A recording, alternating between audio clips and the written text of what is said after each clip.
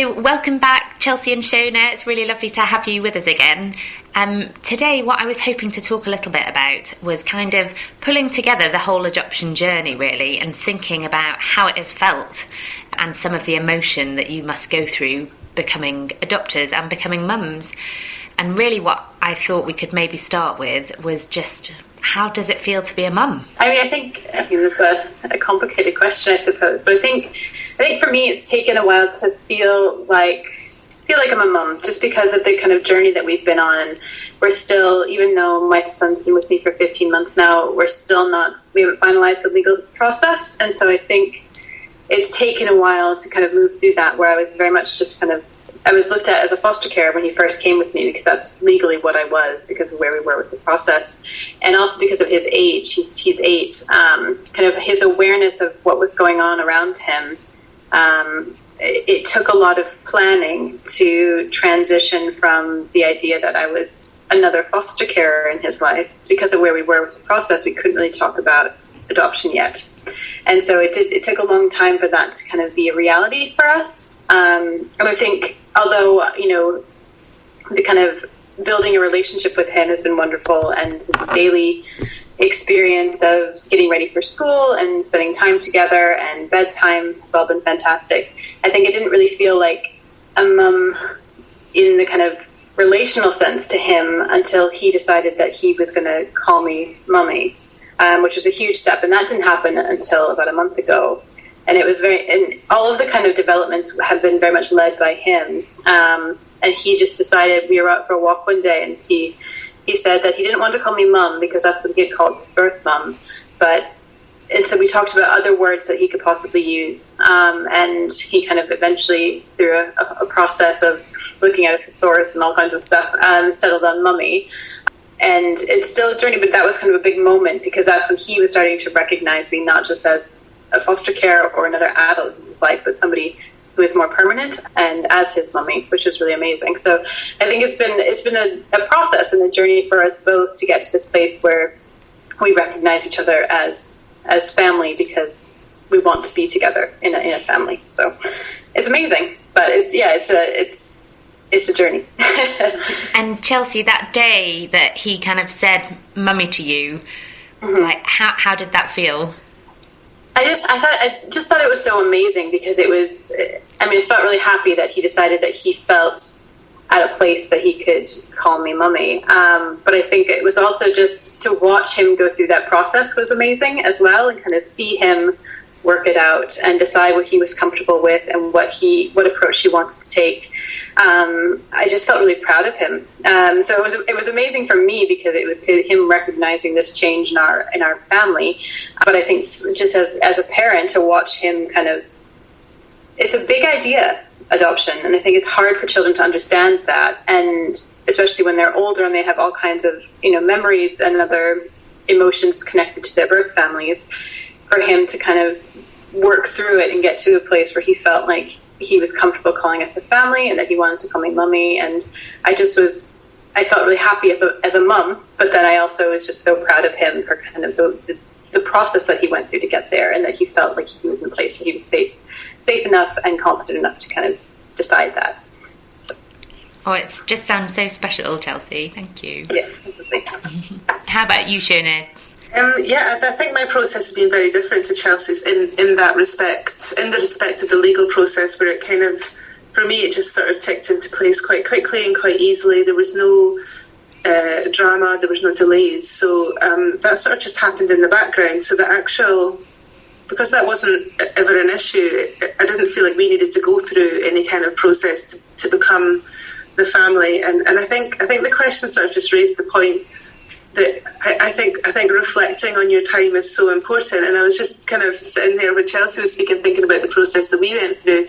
I don't actually remember the first day he called me mum, and it might be because when we first met, I was introduced and welcomed to him as Mummy Shonagh, and my boy was 5 at the time, and a young 5, sort of maturity-wise, and it was Mummy Shonagh, Mummy Shonagh, Mummy Shonagh, and that change to mum was quite subtle, and I don't really recall it, and it didn't necessarily change the family dynamic. It didn't change where we were in our relationship. It was more just, he probably just shortened it at some point to become mummy. But what somebody said to me, when you first adopt a child, it's so overwhelming and it's so emotional and it's a wonderful, wonderful feeling. And then you can reflect a couple of months down the line and realise that actually, no, now it's a wonderful feeling.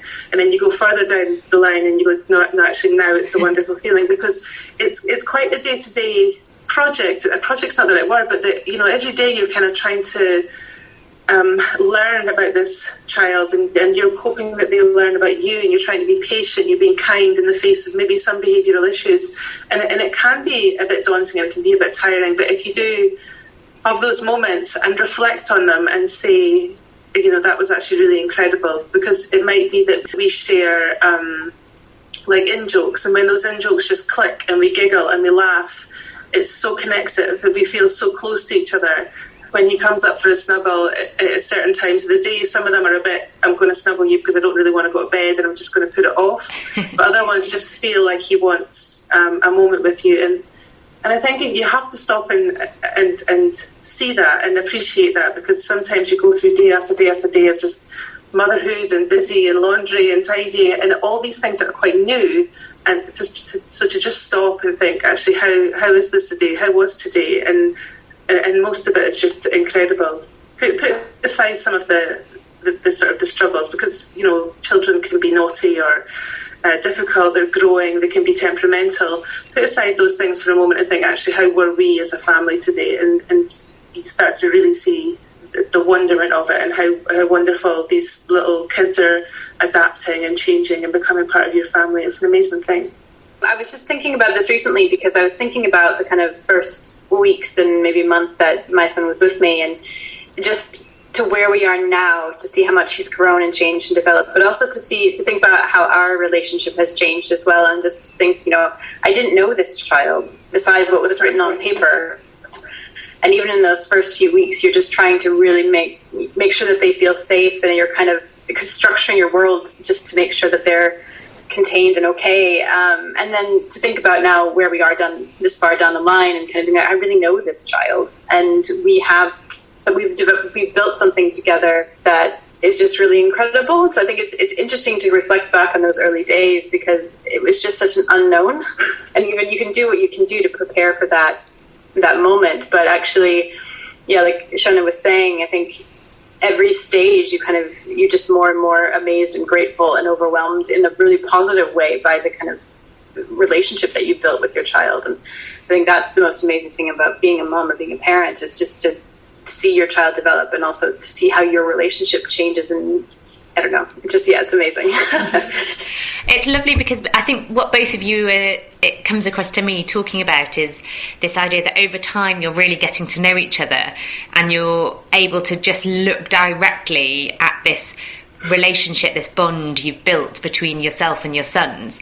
And because at the beginning, presumably, you're trying to build that bond, but also there must come from one day having no responsibility for another child to the next day waking up and being responsible. And I kind of wonder how that was as well, those kind of feelings of realizing, actually, I've got to get this little boy up, dressed, fed, having fun. I think that's what, again, just touching on the sort of reflecting of it, because I think those first few weeks, I don't know if I remember much about it in great detail. I remember, instances, and I remember maybe something that happened, but I don't necessarily remember the feelings of certainly the first few days, because you're so heightened, everything is on alert, and you're also kind of grieving with the child as well, because they're going through quite a process that's very difficult and a bit heartbreaking for them. So I think I was acutely aware of what he was going through, coming from a loving foster family, who were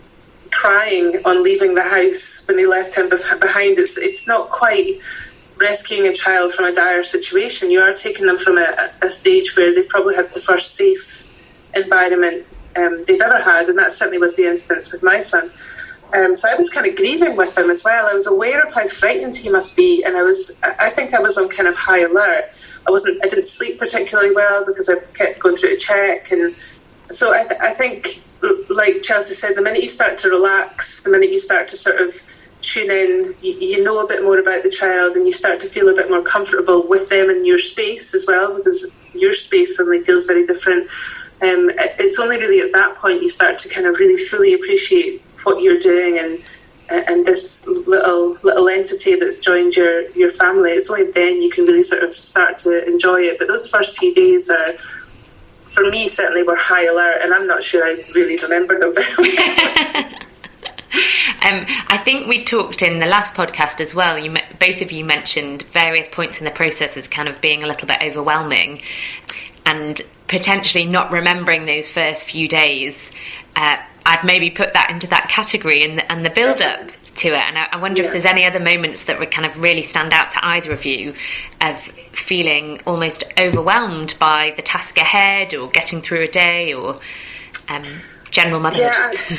Yeah, general motherhood, yeah. I certainly, I think I probably have a story in that my son is a very remarkable, intelligent, emotionally intelligent for his age as well, child, but he does get very, very angry. And his anger is generally tantrum-esque, and he kind of kicks off. He will ruin things, he will break things that we might have made together.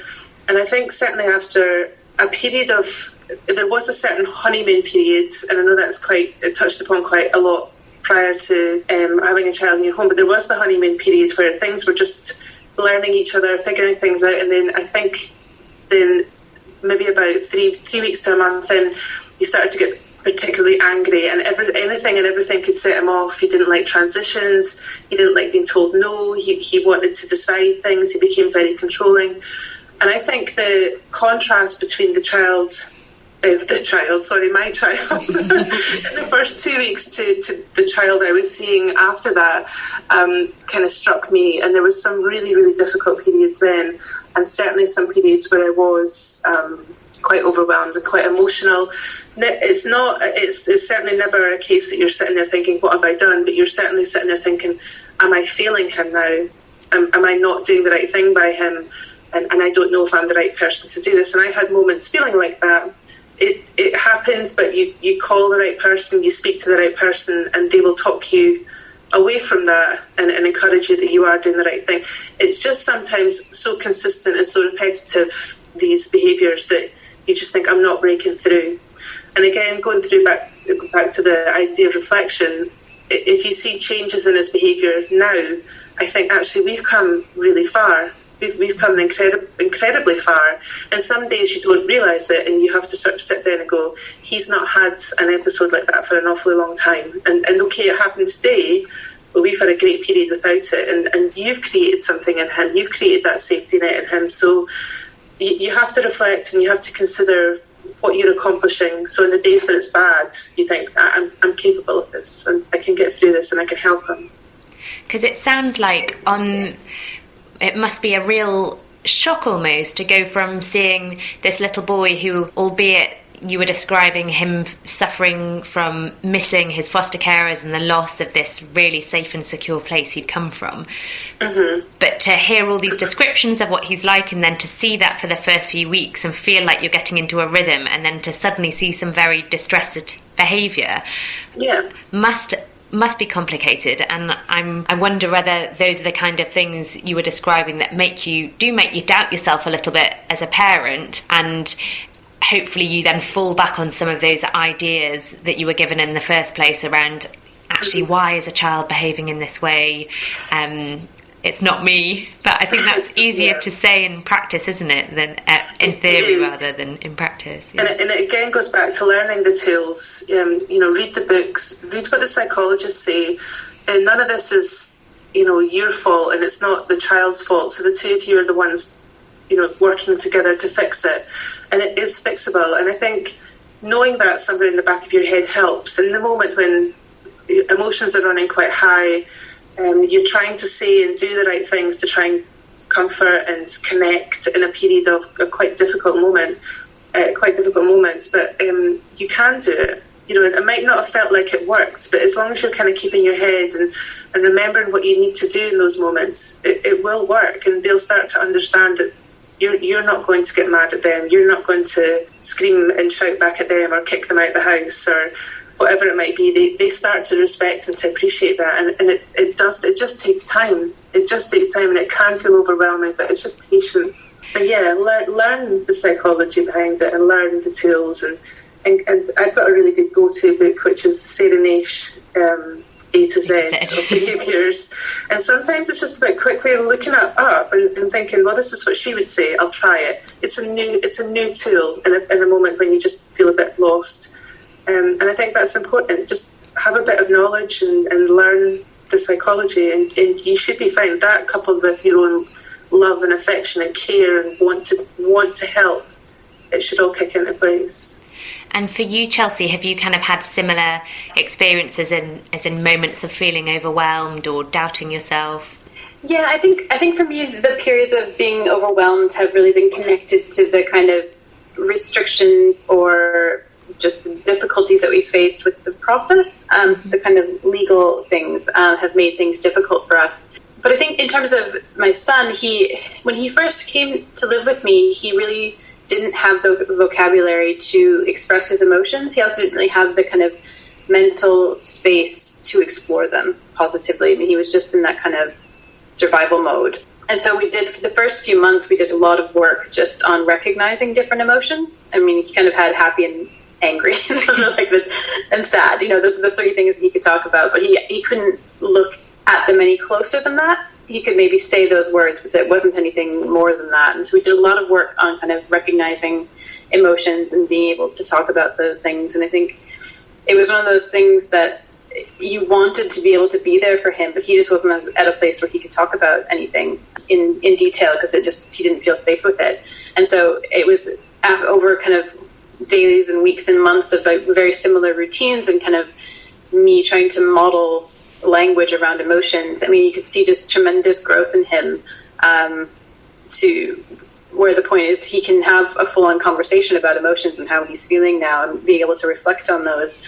I think that's helped him to kind of stabilize as well, because then the kind of the up and down behaviors or the kind of tantrums that we might have been experiencing early on have really leveled out. And that people who have known him, we still have a relationship with his previous foster care, and they made comments about that, just how much calmer he seems. And so I think those kind of overwhelming moments where his emotions were running high and he couldn't really express it, and I was trying my best to be there for him, but also to say the right thing and to make sure that he was doing all right. I think those were really hard to watch, because you don't want to see your child going through that. But we're getting there. And I think, so I think the other, like I said, the overwhelming things for me in terms of my own feeling in control of things or kind of being able to navigate our life together has really been the restrictions of the legal process on us. And I think it's been hard because I've not been able to introduce him to my family yet. We've not been able to travel. And so all of my family are in a different country. And so because of that restriction, I think it's been hard because I've not been able to share this with people that are most important to me.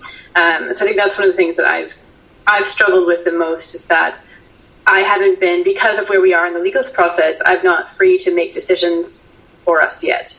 I don't have the parental rights and responsibilities for him. And so I think that's one of the things that I have had to come to terms with, and kind of just, I can't control it right now.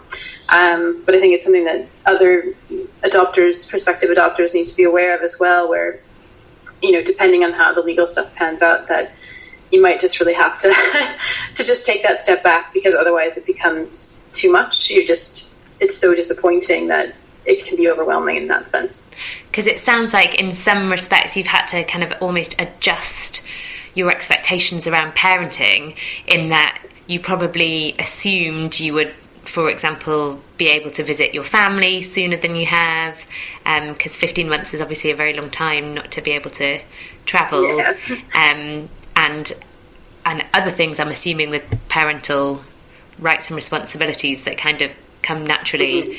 Mm-hmm. And how did you get to a place, do you think, then, when you managed to kind of take a step back, a deep breath, whatever it was that helped with that? Yeah, I think I did a lot of reminding myself kind of what was in my control and what wasn't. I definitely, had conversations with people and was able to kind of just have a rant because I needed to, and then, you know, was able to get on with my day. But I think it is that reminder of, you know, I knew that I could control what he was experiencing in our house and what we did in our time together, and that was kind of my focus. And so I just had to kind of let go of all of the stuff, and I knew that, you know, the agency was doing what they could, and I was just in the courts would figure it out eventually. And so I had to just let that go, and I just had to keep reminding myself of what was in my control and what wasn't, because otherwise it does become too frustrating, and then that's all you're focused on. And I just kind of wasn't even going to engage with it until I had to, because I just couldn't. And I still kind of feel that way now, or I feel like, you know, well, now we're in a pandemic, and that's just an entirely different situation. Another spanner in the works. I know. So I think it is that way of just, you know, we'll get there. It's slow, but I've just kind of come to terms with that our journey legally has been very slow, but in terms of, you know, our relationship, it's been amazing so far. And so I think there have been so many positives, and I can't think about what my life was like without him before, you know. So it's worth it. It's just, like you said, you have to adjust your expectations of everything, because it's not going to go, at least from my experience, Shonagh's is very different. From my experience, it's not going to go as smoothly as you wanted to, as quickly as you wanted to. It's just, I think I've hit every bump in the road, but I'm still happy. But you're still smiling, Chelsea. I am. And just, again, thinking about you bringing up this pandemic, obviously we find ourselves via Zoom in a very unusual position. But it's made me think, for a lot of adopters, it's kind of going back to those early days when, in those first few weeks, really, of the child joining your home, your sons, you were encouraged to kind of bed in and have almost build this really intense relationship between the two of you, not see many other people, and that can be pretty tough. And is it bringing back those memories for you, being back in the position you find yourselves now? It feels very different, and I think it's possibly because we feel, certainly in the first few days, you're encouraged just to spend time at home and venture very little out of your house. Let him understand, you know, or feel secure in the home prior, you know, before you then go to these new places. You don't want to take him to the zoo and to the castle and all these things when he's still feeling a bit overwhelmed. So you do spend maybe a couple of weeks really just in your own neighbourhood. But this is a lot more restrictive. But I think what you have to take positives from all situations, and I think the positive that we're taking from it is, whilst my son's behaviour has regressed slightly because of the situation that we find ourselves in, and I think that's a whole other conversation around adopted children whose permanence is not as stable as non-adopted. Their permanence is suddenly quite wobbled. And Dan's, as I found my son quite, again, going back to that slightly more angry reaction to most things. But at the same time, you know, your life kind of starts to become school and work and childcare, and school and work and childcare, and you find yourself spending less and less time with your child. And actually, I wasn't having regrets over that, but I was feeling a bit that I missed part of that. So this actually creates an opportunity to go back to that period of funneling where you can really hone in your relationship. And it's also been quite essential because of the permanence wobble that my son's had. But yeah, I actually think it feels a little bit more, it's more intense because you've got no options, you've got no other people that you can pull in or chat to. Your parents can't come and visit, or you can't go and visit your parents. So it is a bit more intense. And how about for you, Chelsea? How have you found it?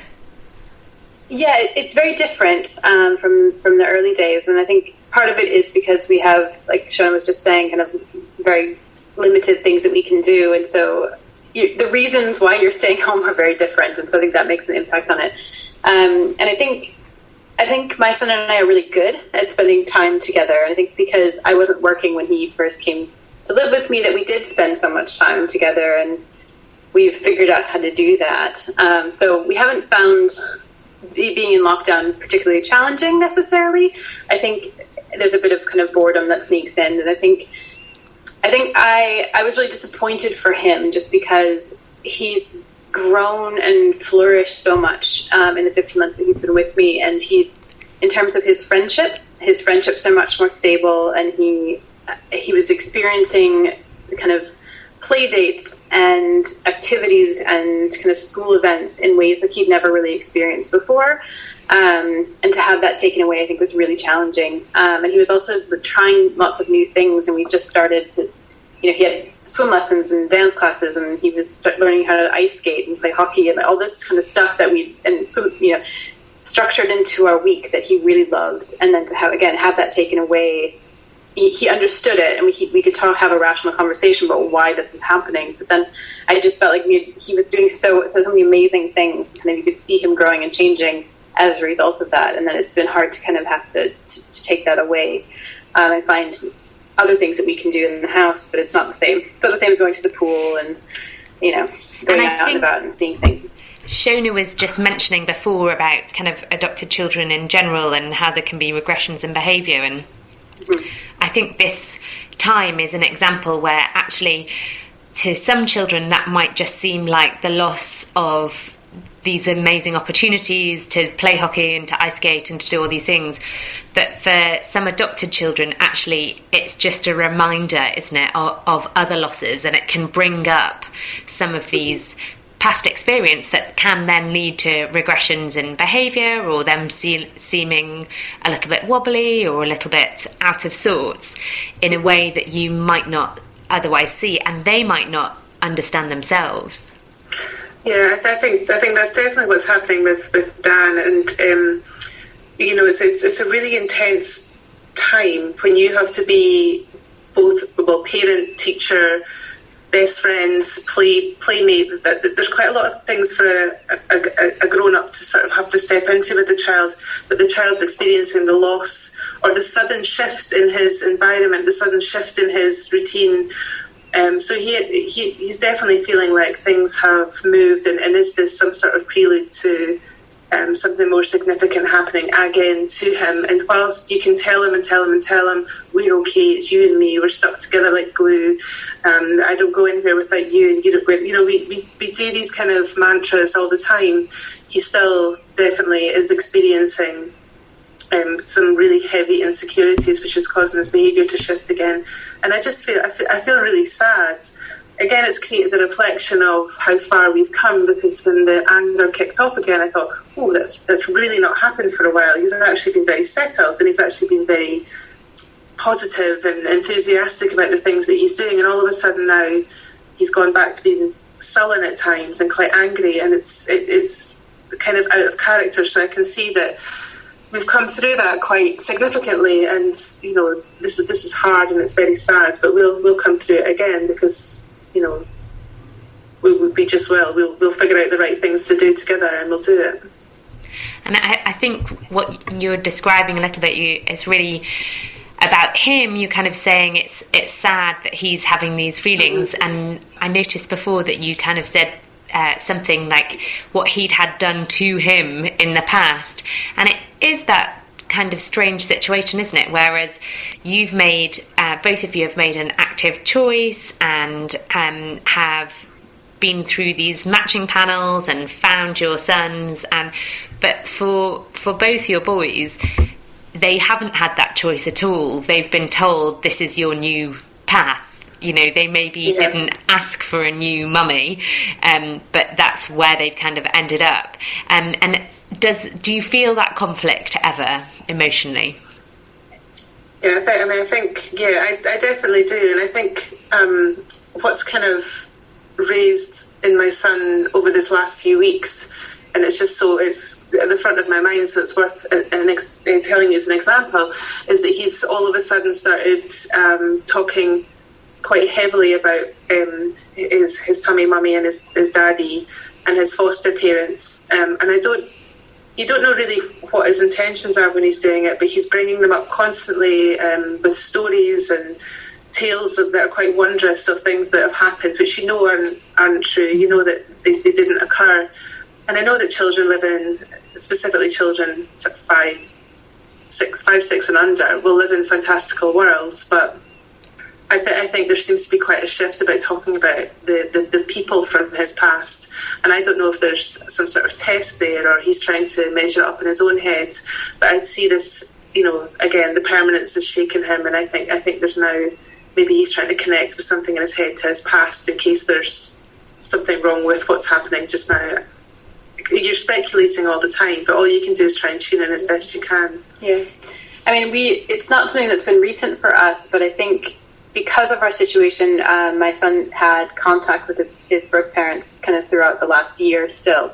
And because we weren't at a place where the adoption was finalized, there was a lot of uncertainty for him about who I was and how I kind of matched up to his birth parents.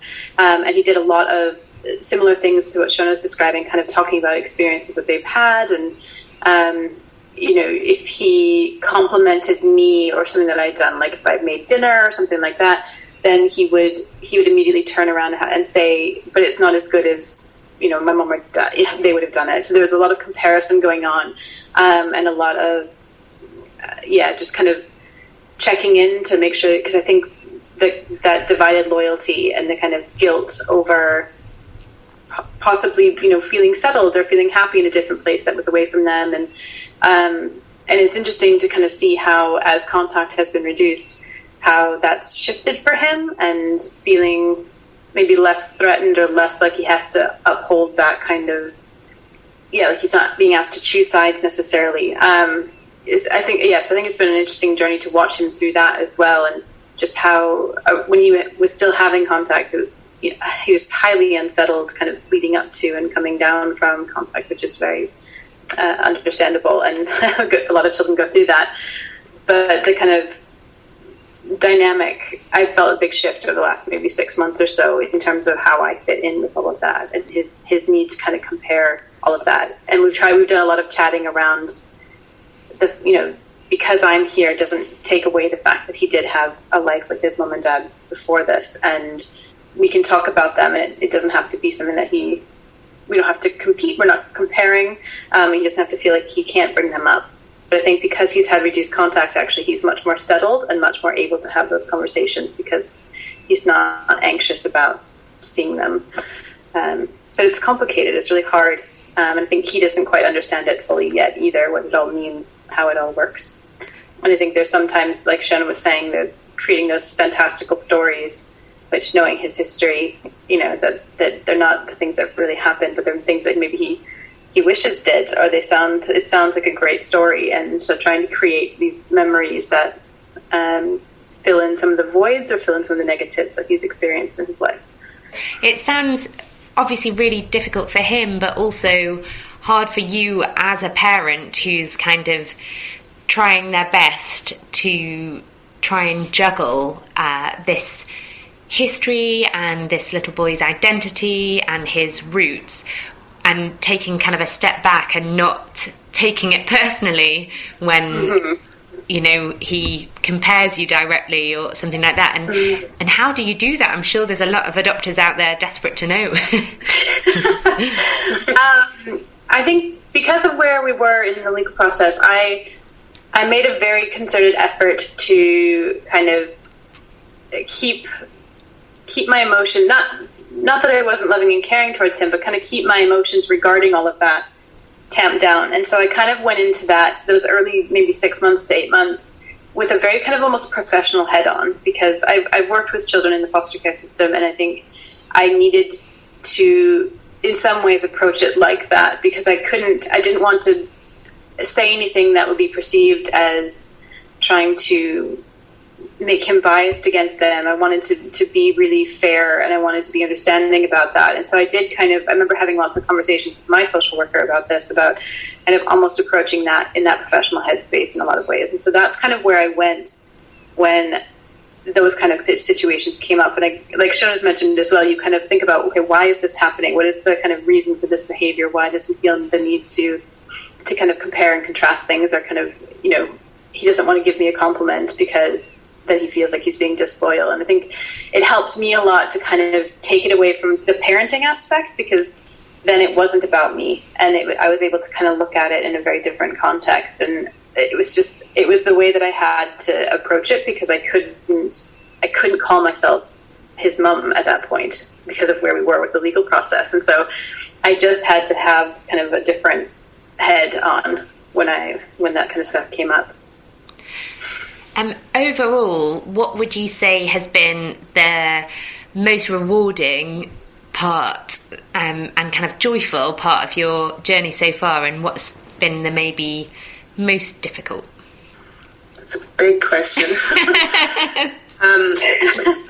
For me, certainly the anger has been quite difficult. There's been days when certain incidents, I guess you could call them, where his behaviour has been so challenging that perhaps I've not come out of it feeling particularly proud of myself. I've maybe half snapped, I've maybe raised my voice, I've maybe, not especially done being the therapeutic parent that I both need to be and want to be. And I think sometimes you have to really, try really hard not to beat yourself up, because I think I've said it to my social worker and support from the agency.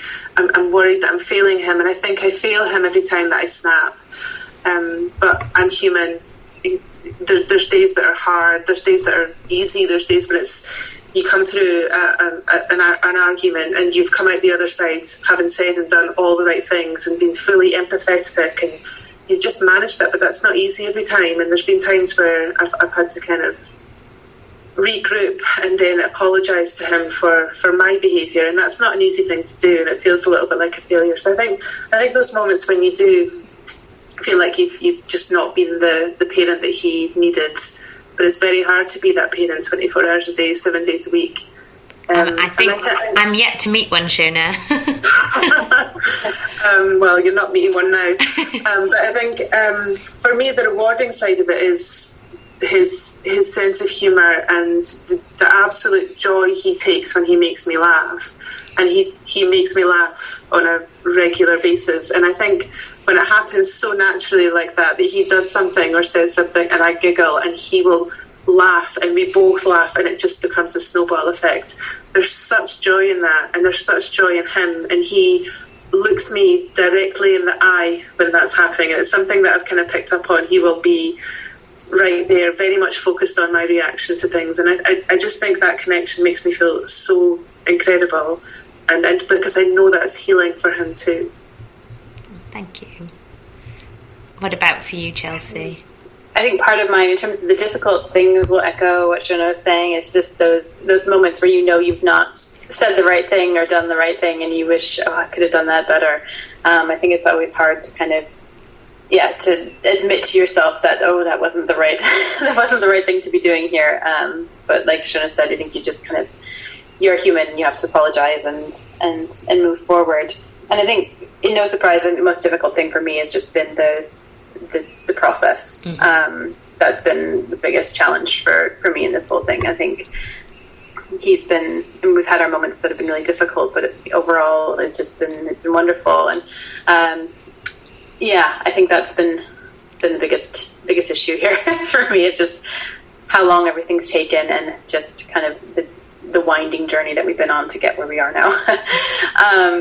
But I think the most wonderful things, I think watching his world open has been probably the most rewarding and amazing thing I've been able to experience. And I think, from the stories that have been told to me by previous foster carers and other people, just how small his world was. And his only real reference point, I've been told, was Peppa Pig. So he was never really out and about in the community. He didn't really see much, he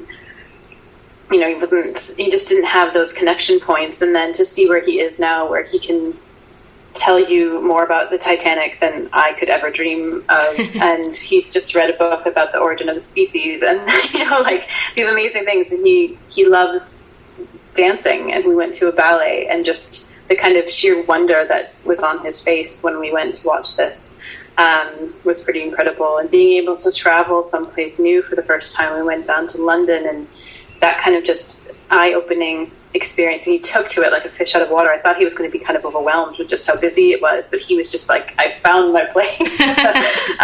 And to be able to see that kind of change and the growth, and just to watch him flourish, I think that's been really amazing.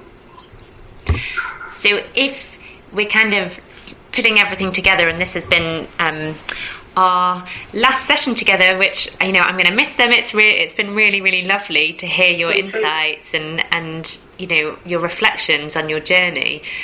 And if there was kind of one, it's probably too hard a question, but if there was like one final comment you wanted to give about your journey or your feelings about your journey to people who are listening, who are maybe thinking about adopting or in those early stages or having a tricky day, what would that be?